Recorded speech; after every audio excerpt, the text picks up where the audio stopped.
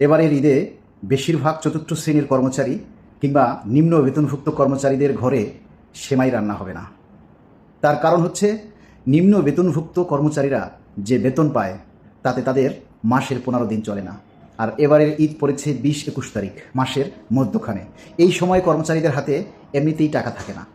তারা যে বোনাস পেয়েছে 8,000, 10,000, 12,000, এই টাকা দিয়ে তারা সংসারের অভাব দূর করবে নাকি পরিবারের সদস্যদের জন্য নতুন জামা কাপড় কিনবে, নাকি তারা দুবেলা খাবারের জন্য অগ্রিম সংস্থান করবে, নাকি তাদের বৃদ্ধ বাবা মার ওষুধের যোগান দিবে, নাকি ছেলে মেয়েদের স্কুলের খরচ দিবে। 2 টাকা যদি কোনো কর্মচারী বেশি পায় তাহলে সেটা তাদের পরিবারের ভরণ পোষণের কাজে ব্যয় হয়।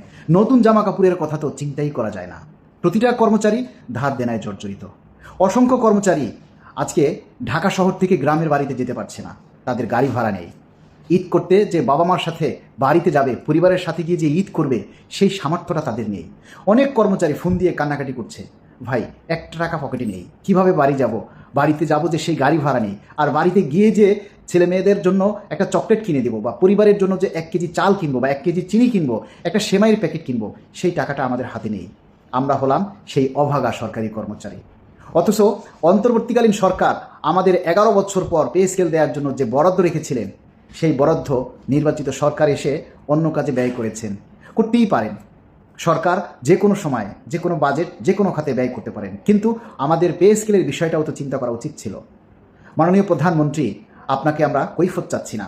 আমরা বলছি, যেহেতু সামনে জুনের বাজেট রয়েছে, সেই বাজেট অধিবেশনে যাতে আমাদের জন্য বরাদ্দ রাখা হয় এবং আমরা যাতে সেই বরাদ্দ অনুযায়ী দ্রুত সময়ের মধ্যে আমাদের পে স্কেল পাই, সেটা করার জন্য আপনার কাছে আমরা সবিনয় অনুরোধ করছি। কেননা আপনি ইশতেহারে ঘোষণা দিয়েছেন যে পে স্কেল বাস্তবায়ন করবেন, এবং আপনি এও বলেছেন যে ভোটের যে কালি হাতে দেওয়া হয়েছে, সেই কালি শুকানোর আগে আপনি আপনার প্রতিশ্রুতি রক্ষার জন্য চেষ্টা করছেন। আপনার এই কাজকে আমরা স্বাগত জানাই। আমরা চাই দ্রুত সময়ের মধ্যে আমাদের পে স্কেল যাতে বাস্তবায়ন হয় এবং কর্মচারীদের অভাব অভিযোগ যাতে দূর হয়। একটা রাষ্ট্রের ভিত তখনই শক্তিশালী হয় যখন সেই দেশের সরকারি কর্মচারীরাও ভালো থাকে।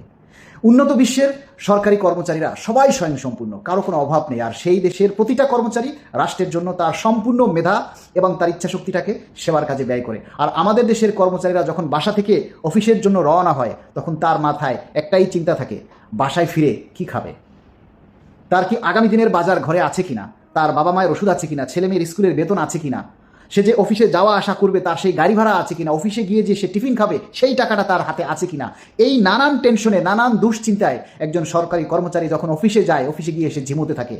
সে তার সঠিক মেধা বা সঠিক ইচ্ছা শক্তিটাকে সে রাষ্ট্রের উন্নয়নের কাজে লাগাতে পারে না, ব্যয় করতে পারে না, কেননা তার মধ্যে রয়েছে অভাব। আর এই অভাবটা দূর করার জন্যই তারা অবৈধ পথে পা বাড়ায় এবং 2 টাকা এক্সট্রা ইনকাম করার চিন্তা তার মাথায় ঢুকে যায়। এটা স্বভাবে নয়, অভাবে। আর যারা স্বভাবে করে আমরা তাদের ঘৃণা করি এবং তাদের সেই দুর্নীতিকে আমরা না বলি। আমরা সবসময় দুর্নীতির বিরুদ্ধে।